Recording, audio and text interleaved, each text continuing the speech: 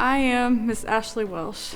I am a high school art teacher, and I have been in the classroom for the last 4 years, and I know without a shadow of a doubt that teaching is my calling. What I have found after my first year of teaching high school is that I became really bogged down and exhausted.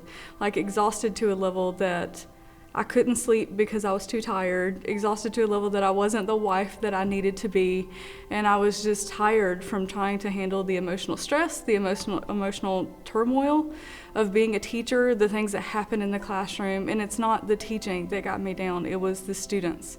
It was the quality of life that they're living. It is the things that they face at home and the things that they bring into the school that they then in turn tell us because they trust us as their teachers. And it's not being able to put that down at the end of the school day and come home and relax at the end of the day. Halfway through my second year of teaching, I was tapped out. I was exhausted. And my husband was really worried. He was really concerned. He was getting bogged down in my attitude and my demeanor. And I was ready to quit teaching. I was just ready to walk away. In the middle of my second year, I said, I can't do this anymore. I can't. These kids are more than I can handle, and I'm not equipped to be here in the classroom.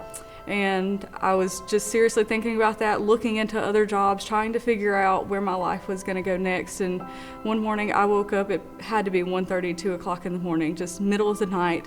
And I was so frustrated initially because I was tired. I was really tired. And I was like, God, I just wanna go to sleep.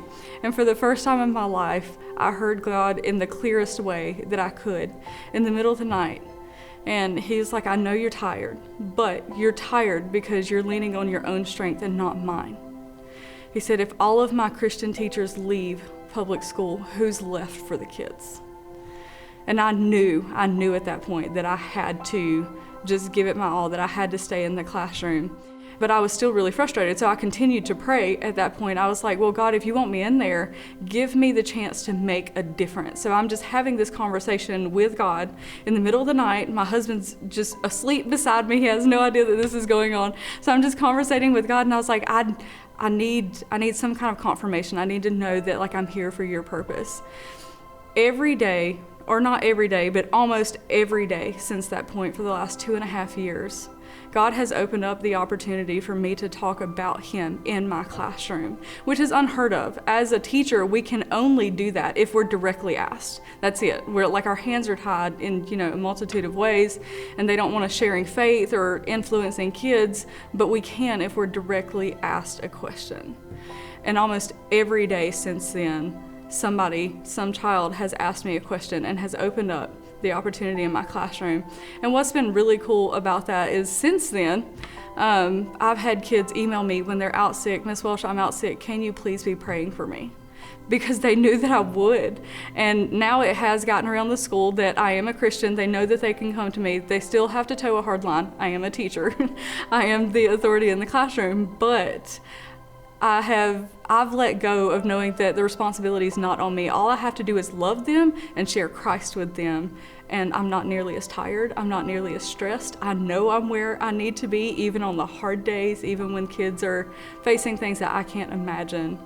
And it is just the greatest blessing in my life. And I have never, ever been so excited to be woken up at 1:30, 2 o'clock in the morning. But to have that conversation with God and know that this is where I need to be has been everything. What I would love to do is to challenge you, first of all, to figure out what your talent is. If you don't know that yet, figure out what your talent is, because it's through your talent that God is going to use you. He gave you that talent, that ability for a reason. And then it won't be forced. You won't have to beat people down with the word. That will open up all of the opportunity that you need. So at this point, do me a favor, find an opportunity. Don't be scared because God's got your back. He did not give us a spirit of fear. And go tell someone about the gospel of Christ.